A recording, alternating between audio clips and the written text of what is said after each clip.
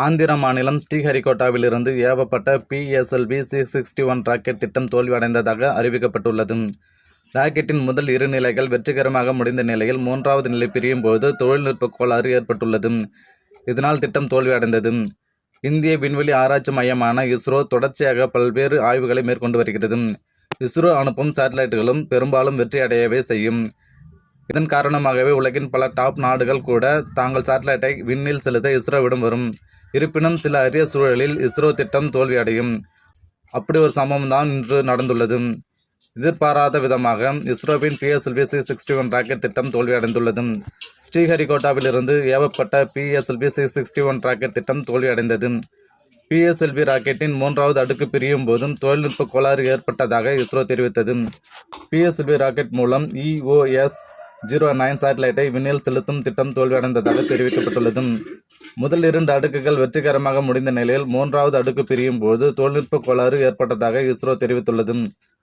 ஸ்ரீஹரிகோட்டாவின் சதீஷ் தவான் விண்வெளி மையத்திலிருந்து இந்திய நேரப்படி காலை 5:59 மணிக்கு இந்த ராக்கெட் ஏவப்பட்டது. இருப்பினும் PS-3 திட ராக்கெட்டின் மோட்டார் கட்டத்தின் போது அது பாதையிலிருந்து விலகிச் சென்றது. இதனால் வேறு வழியின்றி இஸ்ரோ PS-3 பணியை நிறுத்த வேண்டிய கட்டாயம் ஏற்பட்டது.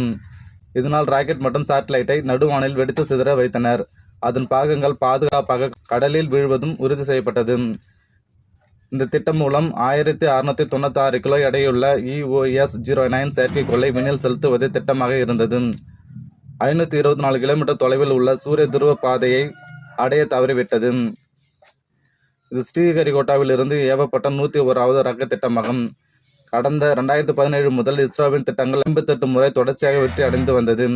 இப்போது சுமார் 8 ஆண்டுகளுக்கு பிறகு முதல் முறையாக திட்டம் தோல்வி அடைந்துள்ளது. PSLV இஸ்ரோவின் நம்பிக்கைக்குரிய ராக்கெட்டாக இருந்து வருகிறது. PSLV வரலாற்றில் இதுபோல முழுமையாக தோல்வி அடைவதும் இதுவே 3வது முறையாகும்.